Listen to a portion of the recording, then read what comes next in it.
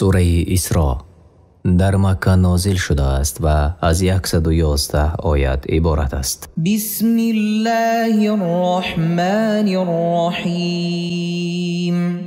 به نام الله بخشاینده و مهربان. سبحان الذي اسرى بعبده لیلا من المسجد الحرام الى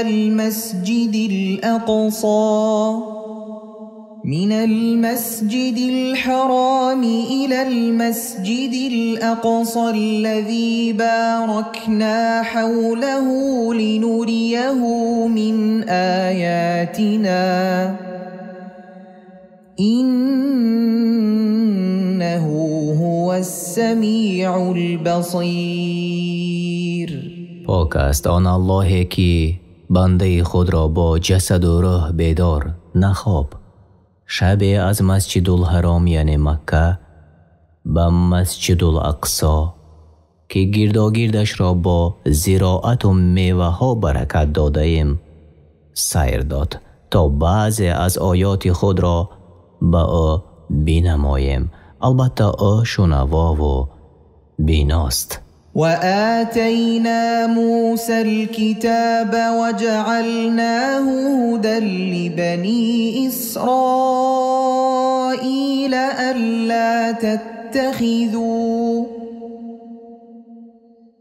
ألا تتخذوا من دوني وكيلا.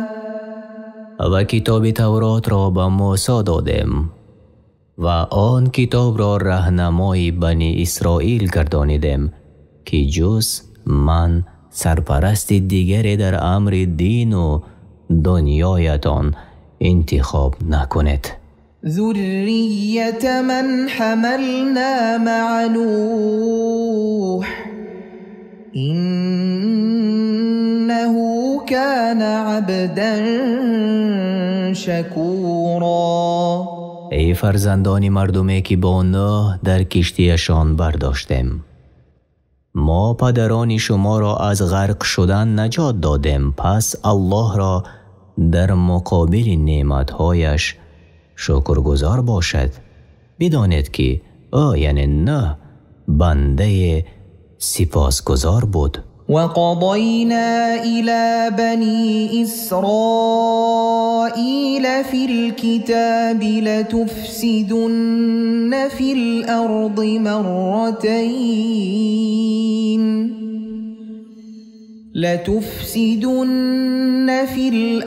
مرتين ولتعلن علوا كبيرا. و بنی اسرائیل را در توراتی که به آنها نازل شده بود خبر دادیم که 2 بار در زمینی یعنی شام و بیت المقدس فساد میکنید و نیز سرکشی میکنید و سر به طغیان خواهید داشت. فإذا جاء وعد أولاهما بعثنا عليكم عبادا لنا أولي بأس شديد فجاسوا خلال الديار وكان وعدا مفعولا. چون از آن 2 بار وعده نخستین در رسید، گروهی از بندگان خیش را که جنگاوران زورمند بودند بر سر شما فرستادیم. آنان حتی درون خانه ها را هم تفتیش میکردند و این وعده یعنی غلبه و انتقام به انجام رسید. ثم رددنا لكم الكرة عليهم وأمددناكم بأموال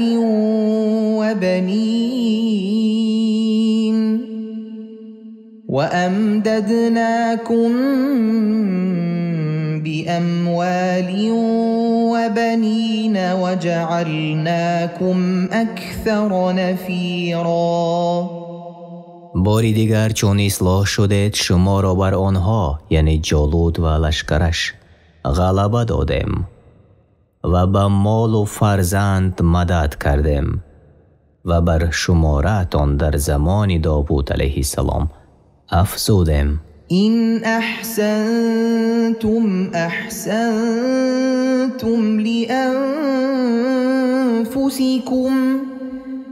وإن أسأتم فلها فإذا جاء وعد الآخرة ليسوءوا وجوهكم وليدخلوا المسجد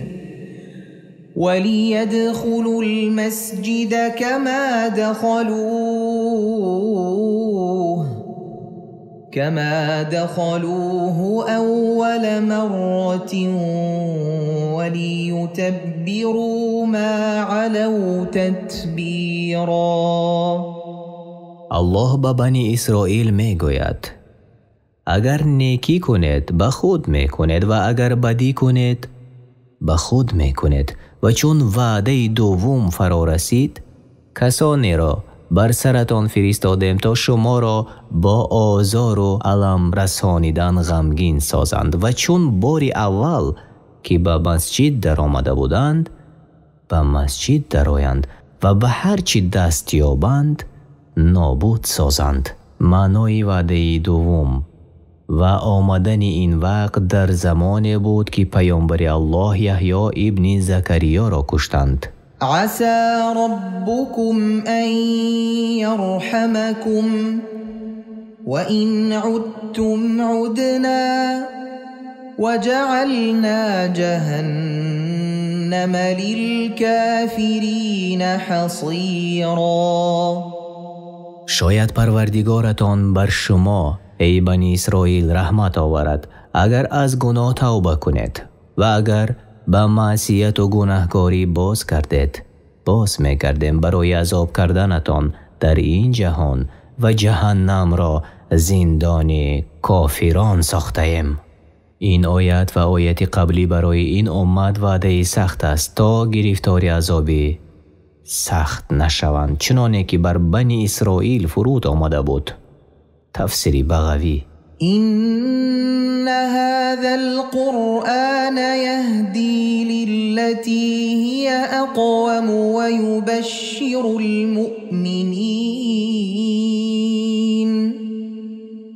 ويبشر المؤمنين الذين يعملون الصالحات أن لهم أجرا كبيرا. همانا این قرآنی که بر بنده امام محمد صلی الله علیه و سلم فرود آوردیم مردم را با راه هدایت می کند که آن استوارتر است و به مؤمنانی که کارهای شایسته می کنند مژده می دهد که آنان پاداشی بزرگ دارند. وأن الذين لا يؤمنون بالآخرة أعتدنا لهم عذابا أليما. و البته برای کسانی که به آخرت ایمان نمی آورند عذاب دردآور و آن دوزخ است مهیا کرده ایم. ويدعو الإنسان بالشر دعاءه بالخير وكان الإنسان عجولا. و آدمی گاهی از غضب بر جان خود یا فرزند یا مالش دعای بد می طلبد چطوری که دعای خیر می کند. اگر الله آن دعایش را قبول کند هلاک می شود ولی به فضل و رحمتش اجابت نمی کند و آدمی طبیعتاً به خرسندی و سختی بی صبر و شتاب کار است. وجعلنا الليل والنهار آيتين فمحونا آية الليل وجعلنا آية النهار مبصرة لتبتغوا فضلا من ربكم ولتعلموا عدد السنين والحساب وكل شيء فصلناه تفصیلا. و شب و روز را دو نشانه قرار دادیم. نشانه شب را تاریکی گردانیدیم و نشانه روز را روشنی، تا به طلب رزقی که پروردگارتان مقرر داشته است برخیزید و شمار سالها و حساب را بدانید. اگر الله آفتاب و ماهتاب را به حالی که خلق کرده بود می گذاشت، شب را از روز شناخته نمی شد و نه وقت روزه و حج دانسته می شد و نه وقت راحت و دمگیری، و ما هر چیز را به تفصیل بیان کرده ایم. و کل انسان الزمناه طائره فی عنقه ونخرج له يوم القيامة كتابا يلقاه منشورا. کرداری نیک و بدی هر انسان را چون طوق به گردنش آویخته ایم و در روز قیامت برای او نامه اعمالش را گشاده بیرون آوریم تا در آن بنگرد. اقرأ كتابك كفى بنفسك اليوم عليك حسيبا. در آن روز به او گفته می شود بخوان نامه اعمال هایی که در دنیا کرده بودی. امروز تو خود برای حساب کردنی عمل هایت بسنده ای. من اهتدى فإنما يهتدي لنفسه ومن ضل فإنما يضل عليها ولا تزر وازرة وزر أخرى وما كنا معذبين حتى نبعث رسولا. هر کی راه حق را دریابد سپس آن راه حق را پیروی نماید، فایده آن تنها برای خود او می رسد. و هر کی از راه حق گمراه گردد و راه ضلالت را پیروی نماید، زیان آن تنها بر خود او باز می گردد و هیچ کس بار گناهان دیگری را بر خود نبردارد و ما هیچ قومی را عذاب نمی کنیم تا آنگاه که پیامبر بفرستیم. وَإِذَا أَرَدْنَا أَن نُّهْلِكَ قَرْيَةً أَمَرْنَا مُتْرَ فِيهَا فَفَسَقُوا فِيهَا فَحَقَّ عَلَيْهَا الْقَوْلُ فَدَمَّرْنَاهَا تَدْمِيرًا. چون بخواهیم دهه را هلاک کنیم به سرکشان آنجا می فرماییم تا در آنجا نافرمانی کنند و آنگاه عذاب بر آنها واجب گردد و آن دهه را نابود سازیم. و کم اهلکنا من القرون من بعد نوح وكفى بربك بذنوب عباده خبيرا بصيرا. بعد از نوح چه بسیار مردمی را که ایمان نآوردند هلاک کردیم و بسنده است که پروردگاری تو از گناهان بندگانش آگاه و به آنها بیناست. من كان يريد العاجلة عجلنا له فيها ما نشاء لمن نريد ثم جعلنا له جهنم يصلاها مذموما مدحورا. هر کس که خواهان این جهانی تیزگذر باشد و امید به آخرت نداشته باشد، در آن هر چی را بخواهد زود به امید دهیم. سپس آنگاه در آخرت جهنم را جایگاه او سازیم تا سرزنش شده، یعنی از طرف الله، فرشتگان و مردم، و رانده شده، یعنی از رحمت الله، به آن درافتد. ومن أراد الآخرة وسعى لها سعيها وهو مؤمن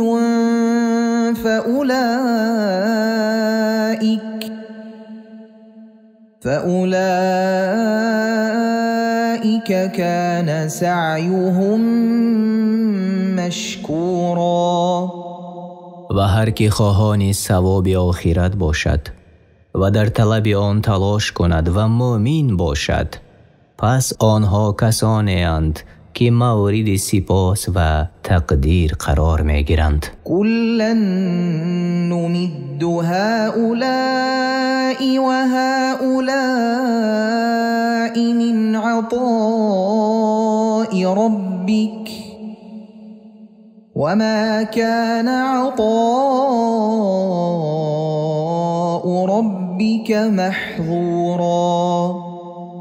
همه را، چی آن گروه را که آخرت را طلب دارند و چی آن گروه را که دنیا را طلب دارند، از عطای پروردگارت پی در پی خواهیم داد، زیرا عطای پروردگارت هرگز از کسی ممنوع نگشته است. انظر كيف فضلنا بعضهم على بعض وللآخرة أكبر درجات وأكبر تفضيلا.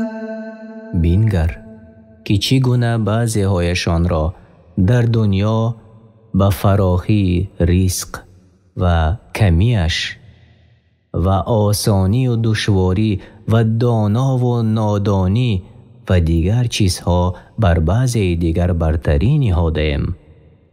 و بیگمان درجات آخرت افزونتر و بزرگتر است. لا تجعل مع الله إلها آخر فتقعد مذموما مخذولا. با الله برحق معبودی دیگری را قرار مده که آنگاه به شریک آوردنت در مذمت و خواری و بیاور خواهی ماند. وقضى ربك ألا تعبدوا إلا إياه وبالوالدين إحسانا إما يبلغن عندك الكبر أحدهما أو كلاهما فلا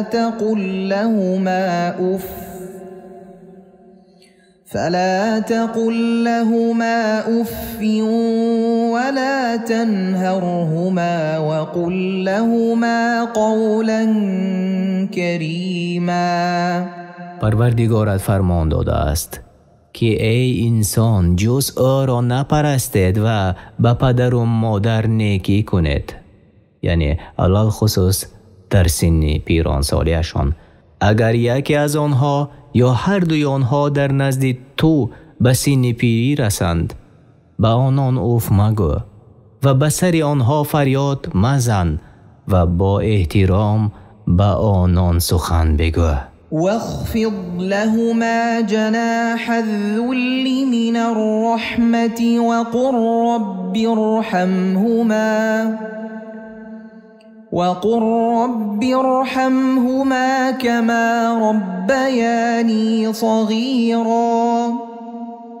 در برابرشان از روی مهربانی بازوی خاکساری را پست کن، یعنی نه از روی ترس و نه از برای امیدواری آنها. و بگو ای پروردگار من، همچنان که مرا در خردی پرورش دادند بر آنها رحمت آور، یعنی هم در حیات و هم بعد از حیاتشان. ربكم اعلم بما في نفوسكم إن تكونوا صالحين فإنه كان للأوابين غفورا. ای مردم، پروردگارتان از هر کسی دیگر به آنچه در دلهایتان می‌گذرد از نیکویی به پدر و مادر و نافرمانیشان داناتر است و اگر از صالحان و فرمانبرداران حقوق پدر و مادر باشد پس او همیشه توبه کنندگان را بخشنده است. وآت ذا القربى حقه والمسكين وابن السبيل ولا تبذر تبذیرا. حق خویشاوند و مسکین و در راه مانده را ادا کن و هرگز اسرافکاری مکن در نفقه کردن، بلکه میانه باش. إن المبذرين كانوا إخوان الشياطين وكان الشيطان لربه كفورا. بیگمان اسرافکاران برادران شیطانند و شیطان نسبت به پروردگارش ناسپاس بود. وَإِمَّا تُعْرِضَنَّ عَنْهُمُ ابْتِغَاءَ رَحْمَةٍ مِّن رَّبِّكَ تَرْجُوهَا فَقُل لَّهُمْ قَوْلًا مَّيْسُورًا. و اگر از آنان به خاطر طلبی رحمت پروردگارت که به آن امید داری روی میگردانی، پس به آنان سخنانی نرم بگو. یعنی وقتی که تو را خویشاوندانت و کسانی که الله تو را در حقشان امر نموده است بپرسند تا چیزی برایشان بدهی از رزق و روزی، ولی چیزی را در دست نداری و از سبب دست تنگیت از آنها روی میگردانی، پس برایشان وعده ده که اگر رزق الله بیاید انشاءالله برایتان برسانیم. تفسیر ابن کثیر. ولا تجعل يدك مغلولة إلى عنقك ولا تبسطها كل البسط فتقعد ملوما محسورا. و دست خود را در کار خیر به گردن خود بسته مکن از بخیلی و آن را به اسرافکاری به تمام کشات هم مگیر که آنگاه در صورت بخل ملامت شده حسرت زده بنشینی. إن ربك يبسط الرزق لمن يشاء ويقدر إنه كان بعباده خبيرا بصيرا. بیگمان پروردگارت رزق و روزی هر کسی را بخواهد فراخ می نماید و رزق و روزی هر کسی را بخواهد کم و تنگ می گرداند، چون که الله به بندگانش آگاه و بیناست. ولا تقتلوا أولادكم خشية إملاق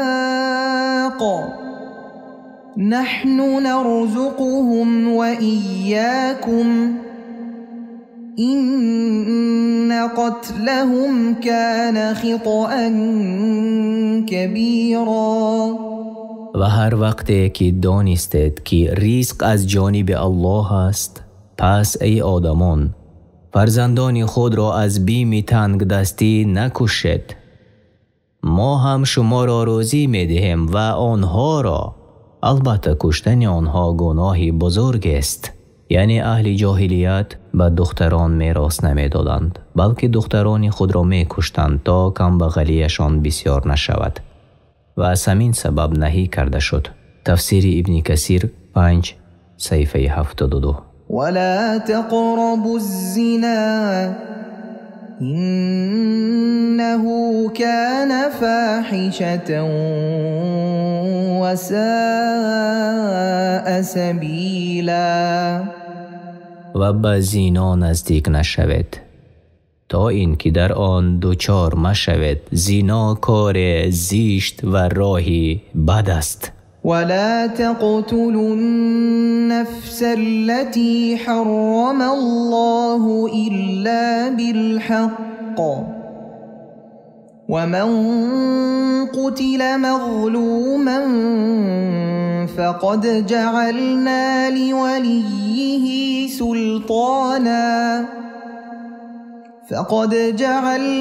لوليه سلطانا فلا يسرف في القتل إنه كان منصورا. کسی را که الله کشتنش را حرام کرده است نکشید مگر بر حق، یعنی به قصاص یا سنگسار کردن زناکار یا کشتن مرتد. و به هر کس که به ستم کشته شود برای صاحب خون او قدرت داده ایم، یعنی خواهد قصاص گیرد، خواهد خون بها گیرد، خواهد ببخشد، ولی در قصاص از حد نگذرید. بیگمان خون کشته شده بر کشنده‌اش یاری داده شده است. ولا تقربوا مال اليتيم إلا بالتي هي أحسن حتى يبلغ أشده وأوفوا بالعهد إن العهد كان مسئولا. و به مال یتیم نزدیک نشوید مگر به روشی که نیکوتر است تا اینکه یتیم به دوران کمال برسد و به عهد و پیمان خود وفا کند، زیرا از عهد و پیمان خود پرسیده می شود. و اوفوا الکیل اذا کلتم وزنوا بالقسطاس المستقیم ذلك خیر و احسن تأویلا. چون چیزی را با پیمانه چین کنید، پیمانه را کامل گردانید و با ترازوی درست برکشید که این بهتر است برایتان در دنیا و عاقبتش در آخرت نیکوتر است. ولا تقف ما ليس لك به علم إن السمع والبصر والفؤاد كل أولئك كان عنه مسئولا. ای انسان، از پی چیز مرو که به آن آگاهی نداری. بیگمان گوش، چشم و دل هر یک مورد سوال واقع خواهند شد. ولا تمشي في الأرض مرحا إنك لن تخرق الأرض ولن تبلغ الجبال طولا. خرامیده با غرور و خودپسندی بر زمین راه مرو، چرا که نمی توانی زمین را بشکافی و به بلندی کوه‌ها برسی. كل ذلك كان سيئه عند ربك مكروها. همه این کارهایی که الله نهی کرده است ناپسند است و پروردگار تو آنها را ناخوش دارد. ذلك مما أوحى إليك ربك من الحكمة ولا تجعل مع الله إلها آخر فتلقى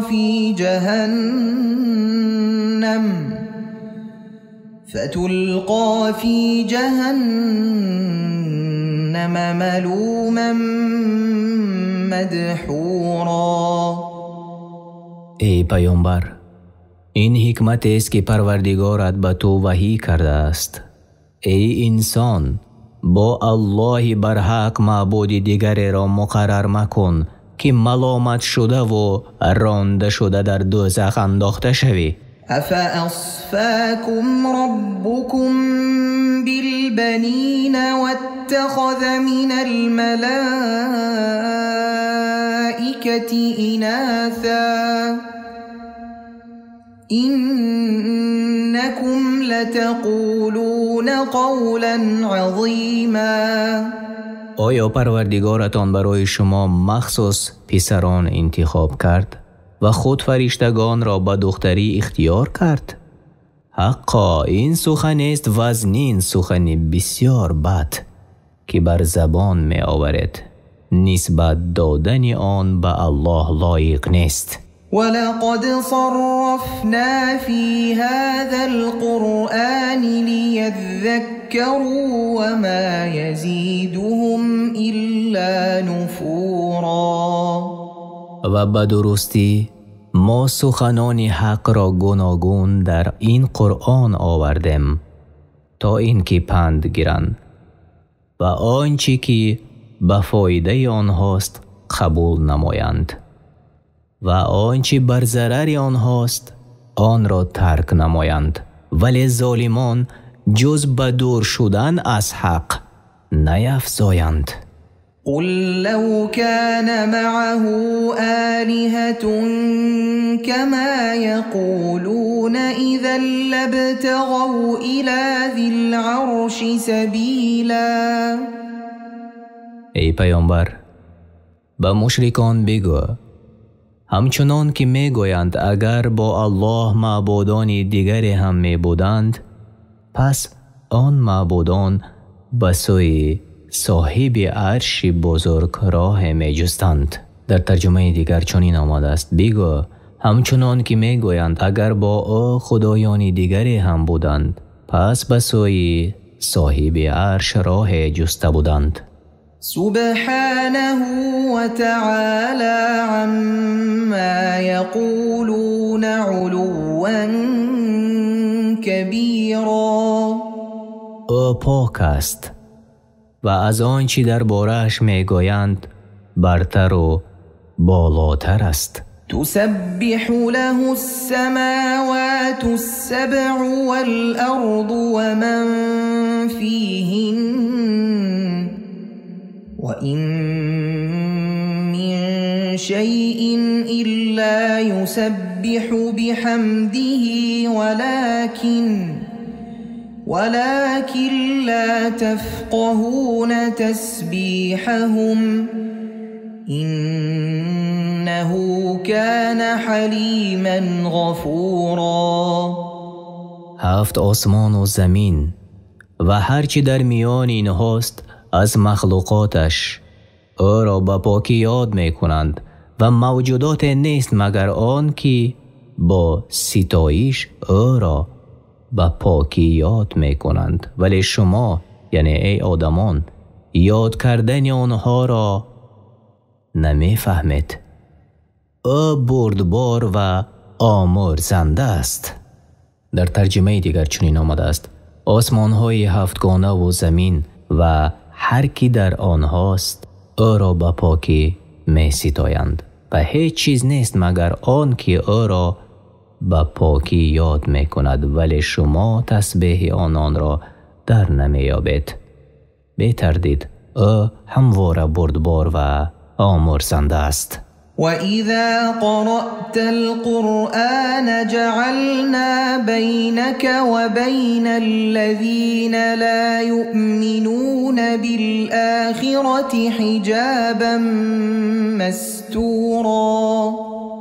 ای محمد صلی الله علیه و سلم، هنگامی که قرآن میخوانی میان تو و آنان که به قیامت ایمان نمی آورند پرده غوث قرار می دهیم که از شنیدن آن فایده نمی بینند و راه نمی یابند. وجعلنا على قلوبهم أكنة أن يفقهوه وفي آذانهم وقرا وإذا ذكرت ربك في القرآن وحده ولوا على أدبارهم نفورا.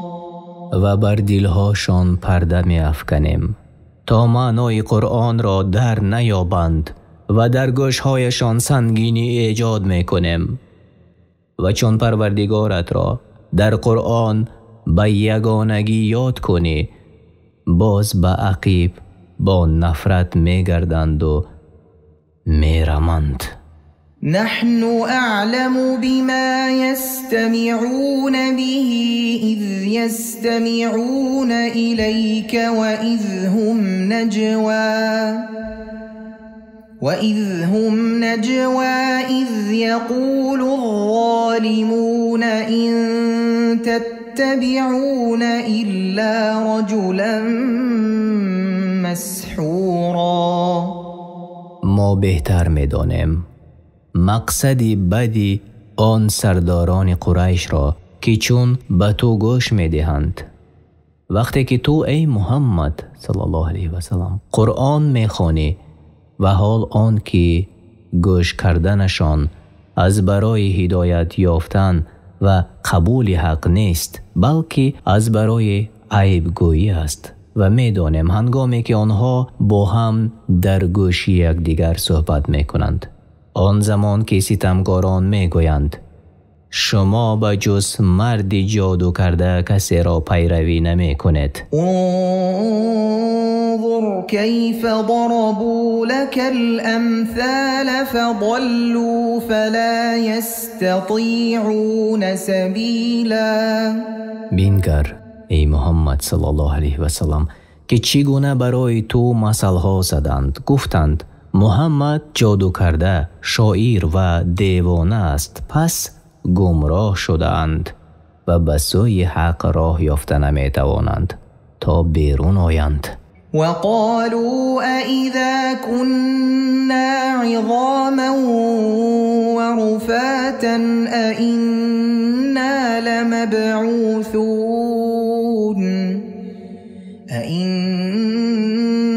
لمبعوثون خلقا جديدا.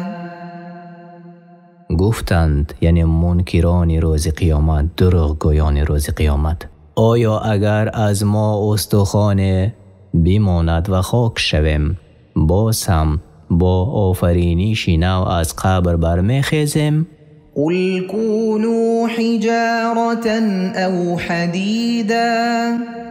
بگو ای محمد اگر توانید از این هم زور و توانا باشد سنگ باشد یا آهن الله باز میگرداند شما را چنانه که نخستین بار آفرید و دوباره زنده شدن شما بر وی آسان است. او خلقا مما یکبر فی صدورکم فسیقولون من یعیدنا قل الذی فطرکم اول مره فسينغضون إليك رؤوسهم ويقولون متى هو قل عسى أن يكون قريبا. یا این که آفریده دیگری باشد که در نظرتان بزرگ می نماید خواهند گفت چی کسی ما را باز می گرداند؟ بگو همان الله که نخستین بار شما را آفرید پس سرهایشان را به سهولت تکان داده می گویند آن کی خواهد بود؟ بگو شاید که نزدیک باشد. يوم يدعوكم فتستجيبون بحمده وتظنون إن لبثتم إلا قلیلا. روزی که الله شما را به سوی خود می‌خواند و شما از قبر برخاسته ستایش گویان امر او را قبول می‌کنید و می‌پندارید که در دنیا اندک آرامیده اید. وقل لعبادي يقولوا التي هي أحسن إن الشيطان ينزغ بينهم إن الشيطان كان للإنسان عدوا مبينا. و به بندگان من بگو که با یکدیگر به بهترین شیوه سخن بگویند و اگر آن طور نگویند به درستی شیطان در میان آنها نیزا یعنی دشمنی و فساد می افکند، زیرا شیطان دشمنی آشکاری آدمی است. ربكم أعلم بكم إن يشأ يرحمكم أو إن يشأ يعذبكم وما أرسلناك عليهم وكيلا. پروردگارتان به حال شما آگاه تر است. چه کس سزاوار هدایت است و چه کس سزاوار نیست.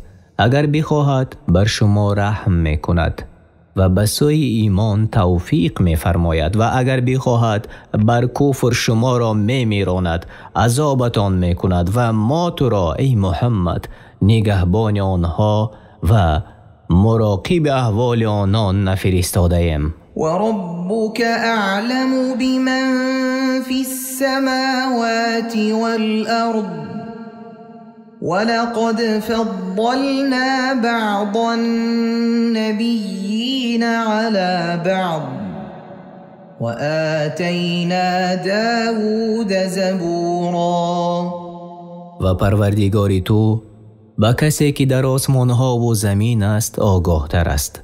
بعضی از پیامبران را بر بعضی دیگر برتری نهادیم، یعنی به بزرگی و به بسیار امت داشتنشان، و به داوود زبور را داده ایم. قل ادعوا الذین زعمتم من دونه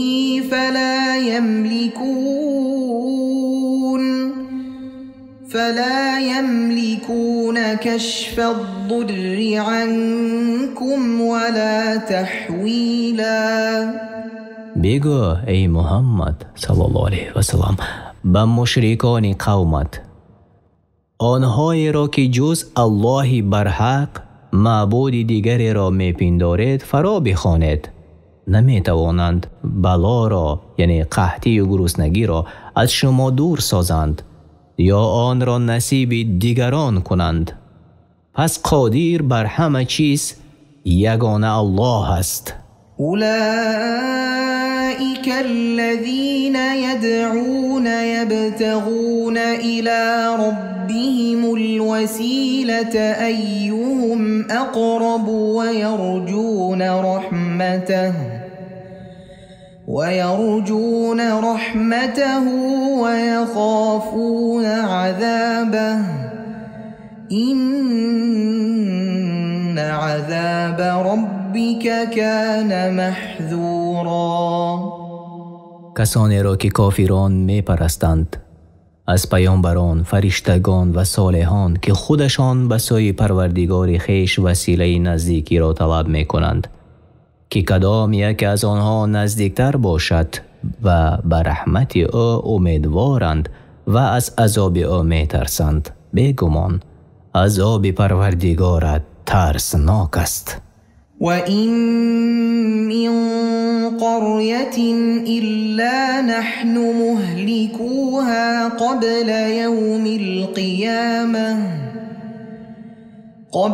يوم القيامة أو معذبوها عذابا شديدا. كان ذلك في الكتاب مسطورا. و هیچ شهر، یعنی از شهرهایی که پیغمبران را دروغ برآوردند، نیست مگر این که ما پیش از فرا رسیدن روز قیامت هلاکش میکنیم یا به عذاب سخت گرفتارش میسازیم و این در آن کتابی لوح محفوظ نوشته شده است. وما منعنا أن نرسل بالآيات إلا أن كذب بها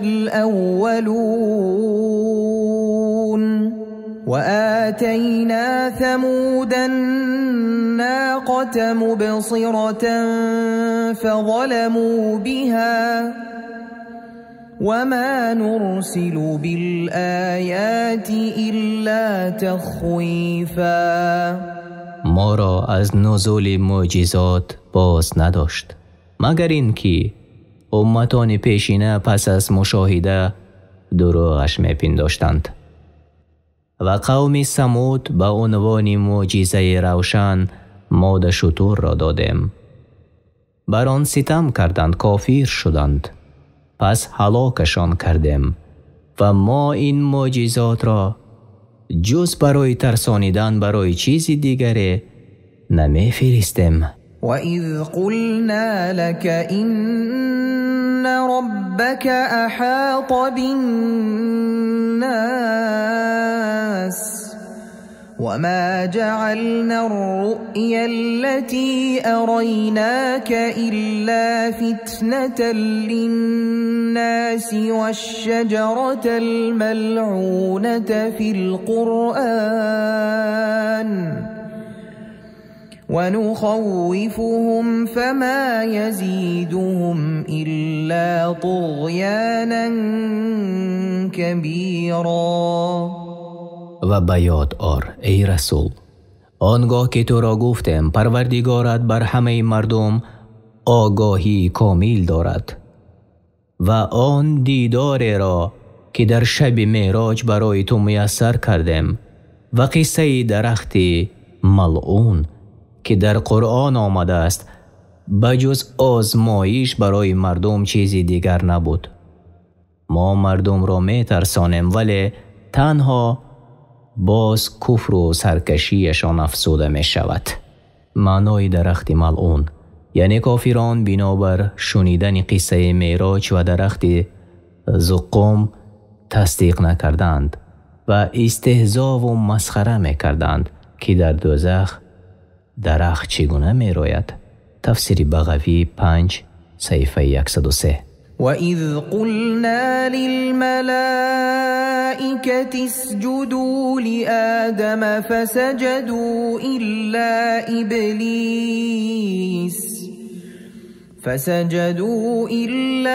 إِبْلِيسَ قَالَ أَأَسْجُدُ لِمَنْ خَلَقْتَ طِينًا.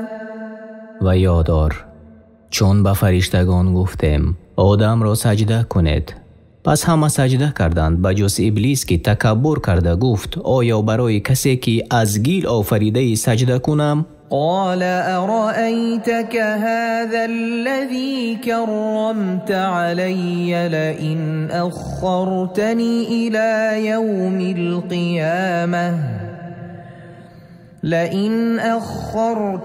إلى يوم القيامة لأحتنكن ذريته إلا قليلا.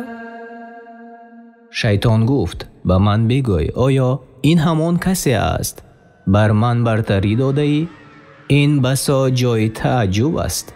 اگر مرا تا روز قیامت مهلت دهی فرزندان او را جز اندکیشان به گمراهی کشانیده از بیخ برکنم و نابودشان سازم.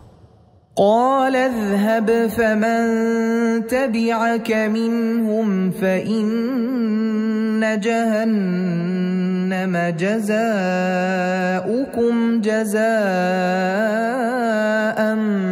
موفورا.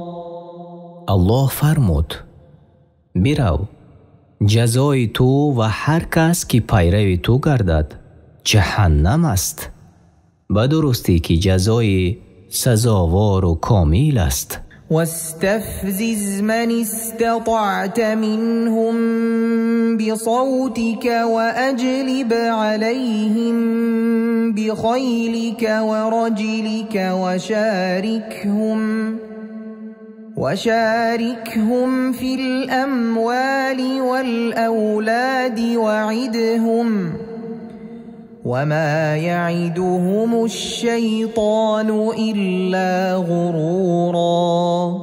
با فریاد خویش هر کی را توانی از جای بجنبان، یعنی به سوی معصیت یعنی گناه، و با یاری سواران و پیادگانت بر آنان بیتاز و در مال و فرزند به کسب حرام با آنان شریک شو و به پیروانت وعده دروغ بده و حالان که شیطان جز به فریب وعده دیگرشان ندهد. این عبادی لیس لك علیهم سلطان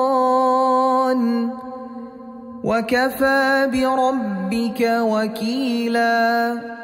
بیگمان تو را بر بندگان من، آنانی که به اخلاص مرا فرمان برداری میکنند، هیچ غالبیت نباشد و پروردگاری تو ای محمد برای نگهبانی مؤمنان از مکر شیطان کافی است. ربكم الذي يزجي لكم الفلك في البحر لتبتغوا من فضله إنه كان بكم رحیما. پروردگار شما که کشتی ها را در بحرها برایتان روان می کند تا از فضل او روزی خود به دست دارد، زیرا با شما مهربان است. و اذا مسکم الضر فی البحر ضل من تدعون الا ایاه فلما نجاكم الى البر اعرضتم وكان الانسان کفورا.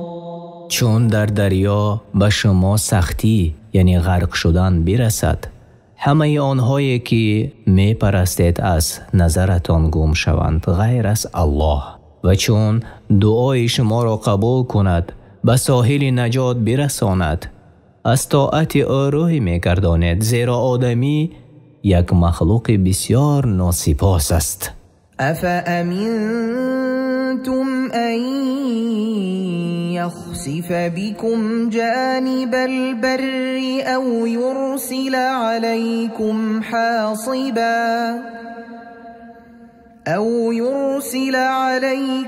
حاصبا ثم لا تجدوا لكم وكيلا.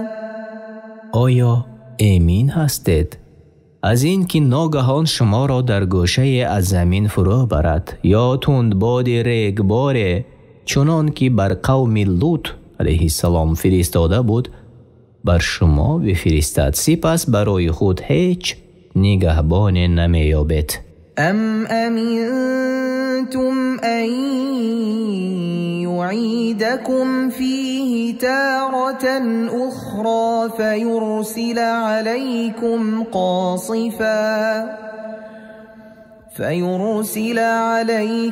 قاصفا من الريح فيغرقكم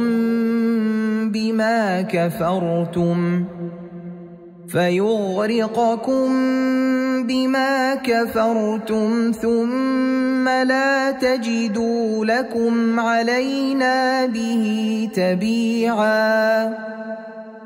آیا امین شده اید از این که باری دیگر شما را به دریا بازگرداند و طوفان تندی کشتی شکن بر شما بفرستد و به خاطر ناشکرگزاری که ورزیده اید غرقتان سازد؟ بعد از آن کسی را نیابید که در برابر آنچه به شما کرده ایم از ما انتقام بگیرد، همانا الله به اندازه ذره بر شما ستم نکرده است. ولقد كرمنا بني آدم وحملناهم في البر والبحر ورزقناهم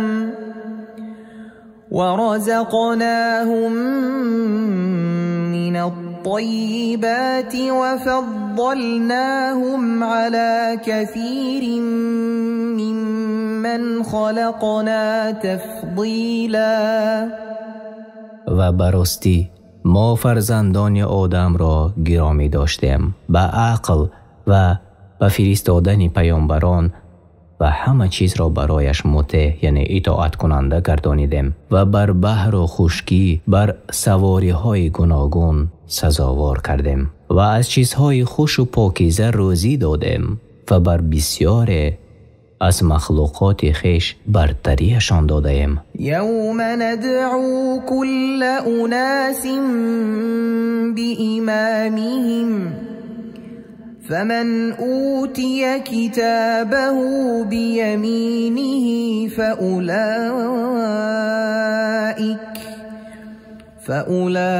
فأولئك يقرؤون كتابهم ولا يظلمون فتیلا. به یاد آر ای پیامبر روزی که هر گروه از مردم را با پیشوایانشان بخوانیم نامه اعمال هر کی به دست راستش داده شود، پس آنها نامه اعمالشان را میخوانند و به اندازه رشته باریکی که در درون دانه خرماست یعنی کنایه از چیزی کم ستم نمیبینند.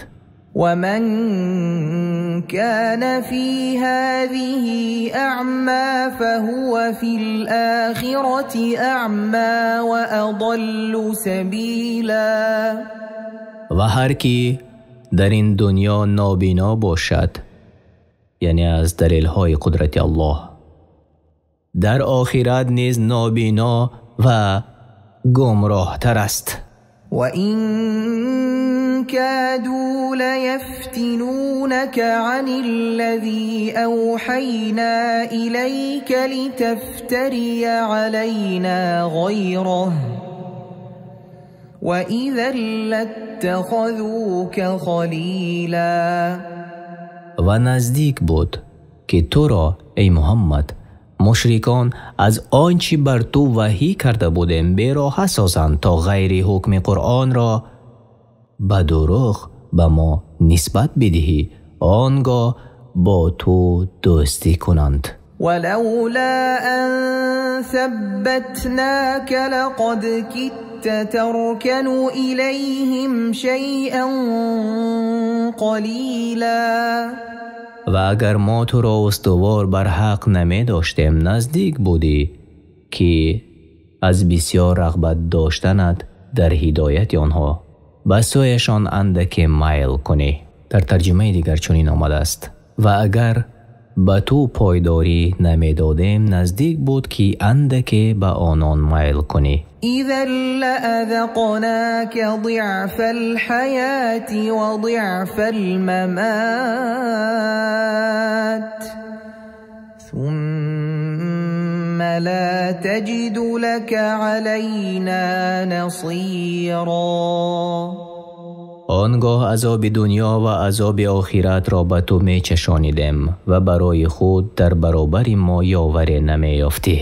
و این کادوا لیستفزونک من الارض لیخرجوک منها و اذا لا یلبثون خلافک الا قلیلا.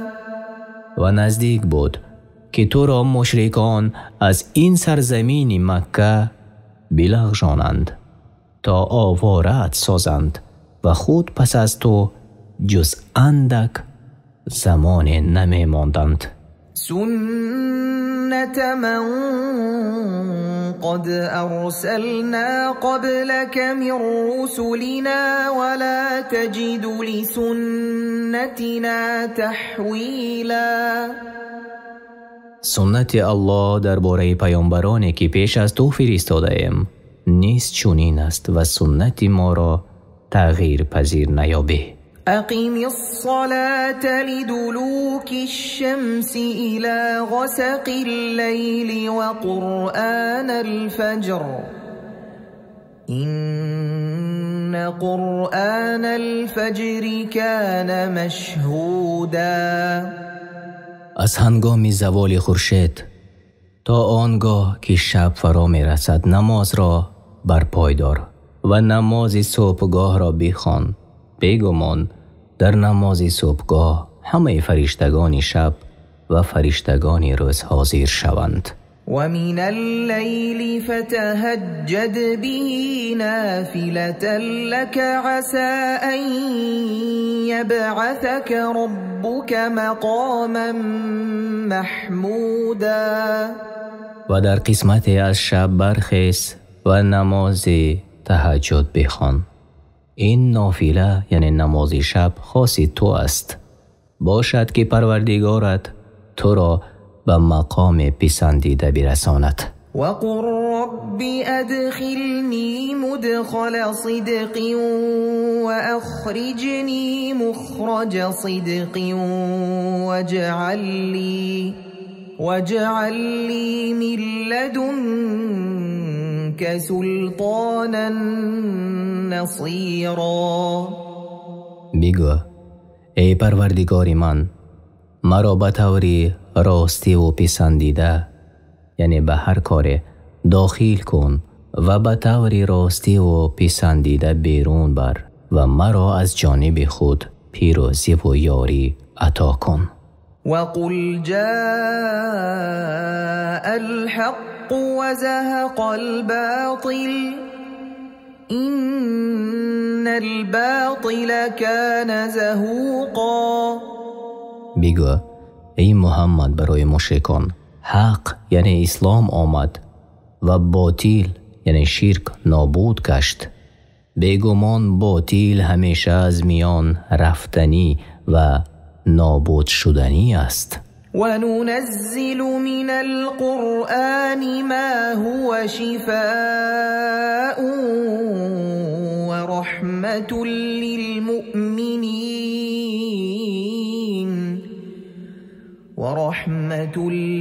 للمؤمنین ولا يزيد الظالمین الا خسارا.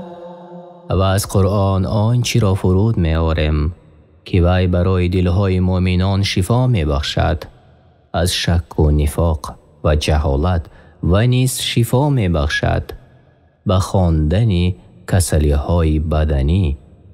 و قرآن نیز رحمت است ولی کافران از شنیدن آن و نبودن ایمانشان به آن برایشان جز زیان نمی افزاید.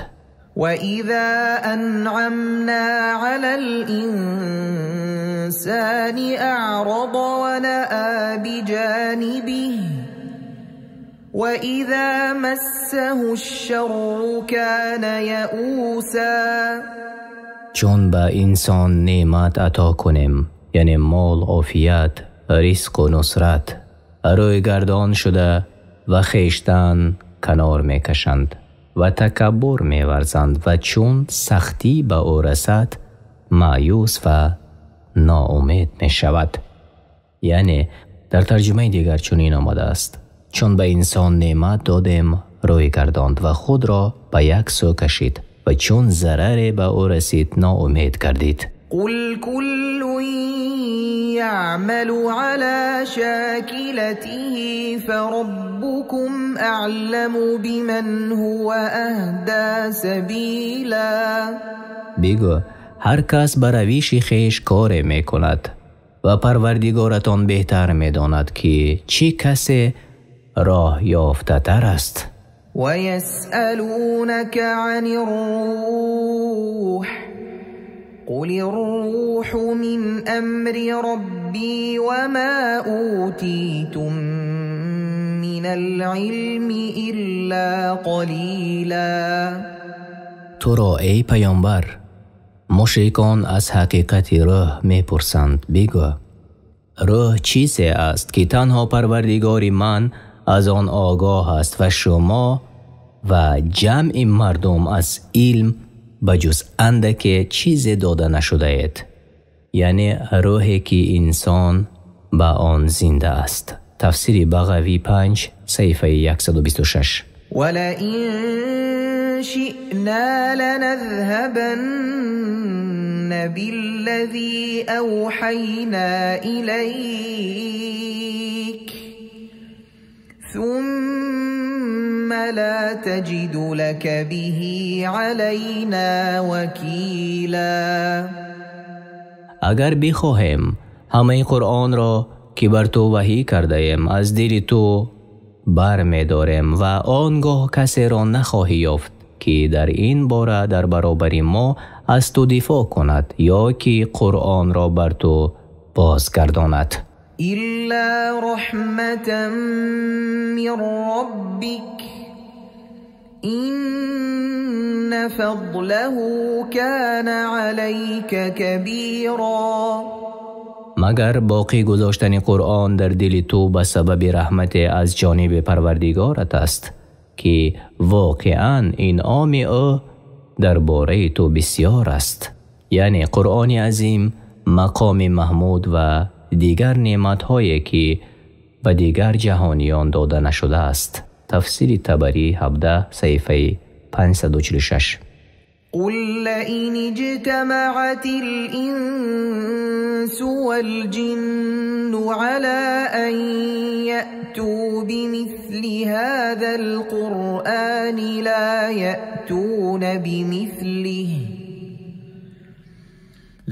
يأتون بمثله ولو كان بعضهم لبعض ظهيرا.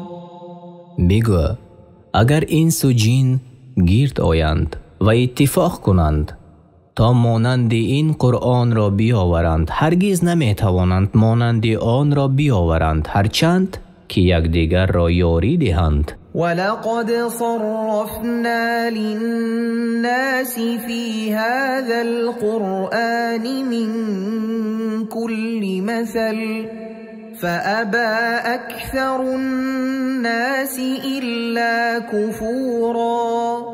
و براستی که در این قرآن هر مسئله را برای مردم با شیوه های گوناگون بیان داشتیم ولی بیشتر مردم جز انکار و ناشکری نپذیرند.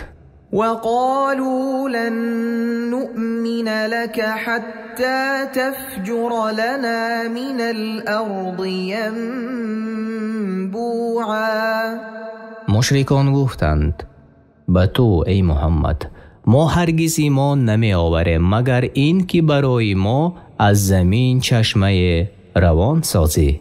او تكون لك جنة من نخيل وعنب فتفجر الأنهار خلالها تفجیرا. یا تو را باغی باشد از درختان خرما و انگور که در مابینش نهرها را فراوان جاری گردانی. او تسقط السماء كما زعمت علينا كسفا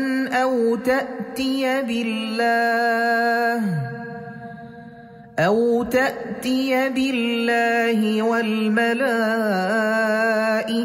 قبیلا. یا چنان که ادعا میکنی آسمان را پاره پاره بر سر ما فرود آوری یا الله و فرشتگان را پیش ما حاضر گردانی. او یکون لك بیت من زخرف او ترقى في السماء أو ترقى في السماء ولن نؤمن لرقيك حتى تنزل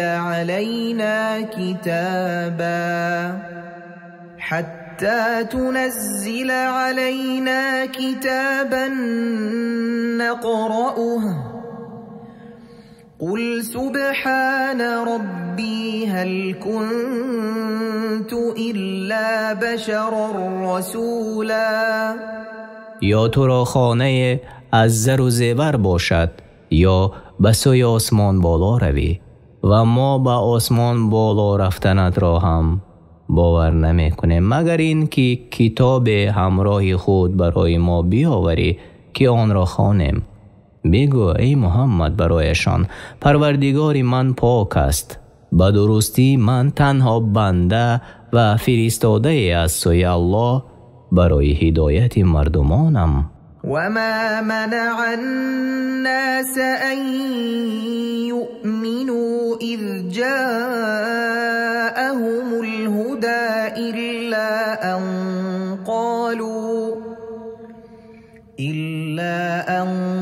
قالوا أبعث الله بشرا رسولا. هیچ چیز مردم را از ایمان آوردن باز نداشت آنگاه که هدایتشان آمد مگر این که یعنی از روی جهل و انکار می گفتند آیا الله انسانی را به عنوان پیغمبری فرستاده است؟ قل لو كان في الأرض ملائكة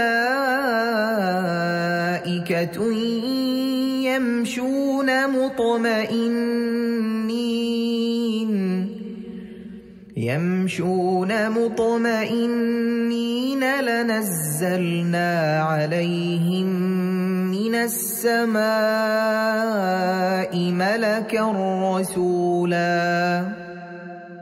بگو ای پیامبر در جواب این کارشان اگر در روی زمین به جای انسانها فرشتگان میزیستند و با پای خود مثل انسانها به آرامی راه می رفتند برایشان به پیامبری فرشته از آسمان نازل می کردیم ولی اهل روی زمین بشرند پس سزاوار است که پیامبر از جنس بشر باشد تا سخنش را بفهمند. قل كفى بالله شهيدا بيني وبينكم إنه كان بعباده خبيرا بصيرا. بگو الله به عنوان گواه میان صدق من و سرکشی شما کافی است زیرا او از حال بندگانش آگاه و بیناست. و من یهد الله فهو المهتد و من یضلل فلن تجد لهم اولیاء من دونه ونحشرهم يوم القيامة على وجوههم عميا وبكما وصما مأواهم جهنم كلما خبت زدناهم سعيرا. و هر کی را الله هدایت کند هدایت یافته است و هر کسی را گمراه سازد جز الله برحق برای آنها سرپرست نیابی و در روز قیامت در حالی که چهره هایشان رو به زمین است کور و گنگ و کر زنده و جمعشان میکنیم و جهنم جایگاه آنهاست. هر وقتی که شعله آن فرو نشیند برایشان آن را بیفزاییم یعنی نمی بینند و سخن نمی زنند و نمی شنوند حق را این چونین در آخرت جزایشان کور و گنگ و کرانند. تفسیر ابن کثیر 5 صفحه 123. ذلك جزاؤهم بأنهم كفروا بآياتنا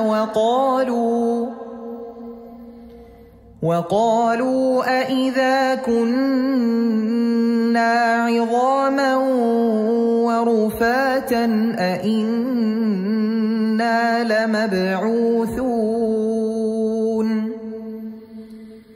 أإنا لمبعوثون خلقا جديدا.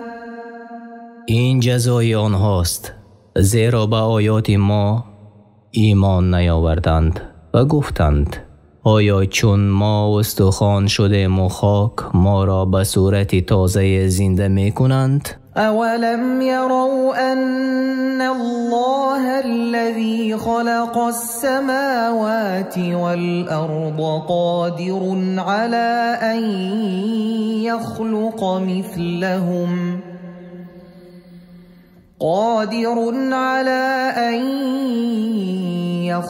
مثلهم وجعل لهم أجلا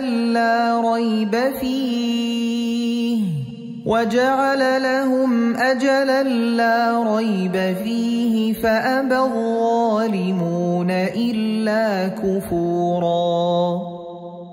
آیا نمی دانند اینها مشرکان که الله که آسمان ها و زمین را از نیستی آفریده است قادر است که مانند آنها را بعد از فنایشان بیافریند و برایشان مدتی عمر نهاده که در آن شک نیست. اما ظالمان جز کفر و انکار چیزی دیگری را قبول نکردند. قل لو أنتم تملكون خزائن رحمة ربي إذا لأمسكتم خشية الإنفاق وكان الإنسان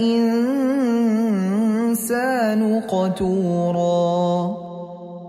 بگو ای محمد صلی الله علیه و سلم برایشان اگر شما ای مردم مالکی همه خزینه های رحمت پروردگار من می بودید از بیم تنگ دستی بخیلی پیشه می کردید، زیرا آدمی بسیار بخیل و تنگ نظر است. ولقد آتینا موسی 9 آیات بینات فاسأل بني إسرائيل إذ جاءهم فقال له فرعون إني لأظنك يا موسى مسحورا.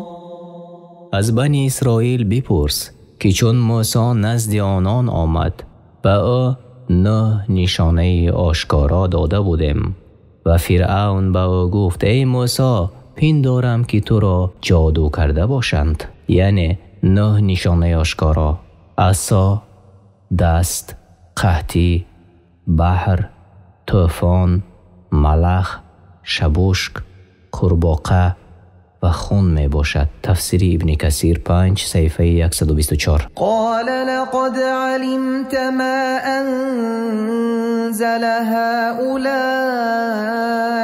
إلا رب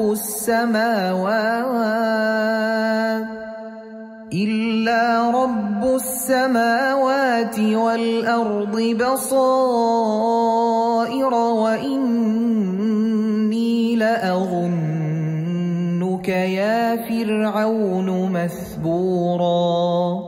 موسی به فرعون گفت به حقیقت می‌دانی این نشانه های آشکار را جز پروردگار آسمان ها و زمین نفرستاده است و من ای فرعون تو را به یقین هلاک شده می‌بینم. فأراد أن يستفزهم من الأرض فأغرقناه ومن معه جميعا.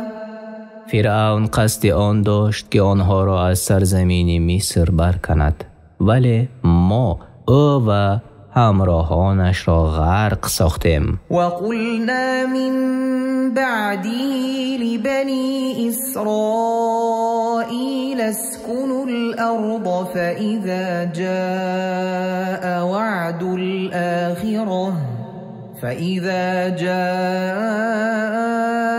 وعد الآخرة جئنا بكم لفیفا.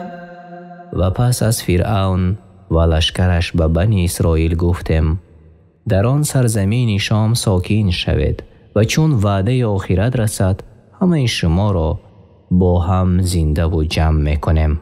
و بالحق انزلناه و بالحق نزل و ما ارسلناک الا مبشرا و نذیرا.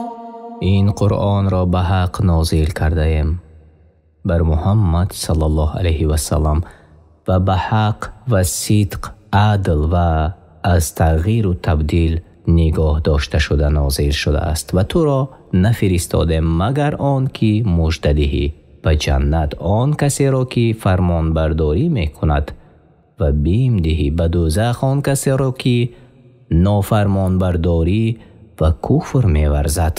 و قرآنا فرقناه لتقرأه على الناس على مكث و نزلناه تنزیلا. و قرآن را کم کم، یعنی در مدت 23 سال به گونه آیاتها و بخش‌های جداگانه نازل کردیم تا تو آن را آهسته آهسته و اندک اندک بر مردم بخوانی و به این وسیله جذب دلها و اندیشه ها شود و در عمل جاری گردد. و قرآن را به حق فرو فرستادیم و به حق فرود آمده است. قل آمنوا به او لا تؤمنوا إن الذين أوتوا العلم من قبله إذا يتلى عليهم يخرون للأذقان سجدا. بگو ای کافران، خواه به قرآن ایمان بیاورید یا ایمان نیاورید، اختیار خوشبختی و بدبختی خودتان را دارید، ولی بدانید که اعجاز و حقیقت قرآن روشن است. آنان که از این پیش دانش آموختند و با تورات و انجیل راستین سر و کار داشتند، چون قرآن برایشان تلاوت شود سجده کنان بر روی می افتند و سر تسلیم در برابر الله فرود می آورند و او را سپاس می گویند. و یقولون سبحان ربنا این کان وعد ربنا لمفعولا. و می گویند پاک است پروردگار ما از آنچه که او را نسبت می دهند مشرکان. وعده پروردگار ما انجام یافتنی است که در آن خلاف و شک نیست. و یخرون للأذقان یبکون و یزیدهم خشوعا. و بروی می افتند و می گریند و قرآن فروتنی آنها را می افزاید. قل ادعوا الله او ادعوا الرحمن أيما تدعوا فله الأسماء الحسنى ولا تجهر بصلاتك ولا تخافت بها وابتغ بين ذلك سبيلا. بگو آنانی که بر تو این گونه دعا کردن را انکار نمودند، چی الله را بخوانید چی رحمان را بخوانید فرقی نمی کند. هر کدام را که از اسمای حسنا که بخوانید مانع ندارد، نامهای نیکو از آن اوست. ای پیامبر، هنگامی که به نماز ایستادی در نماز صدایت را بلند مکن و نیز پست هم مخوان و میانی این دو راه انتخاب کن. وقل الحمد لله الذي لم يتخذ ولدا ولم يكن له شريك في الملك ولم يكن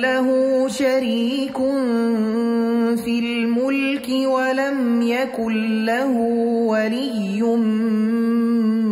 من الذل وكبره تكبیرا.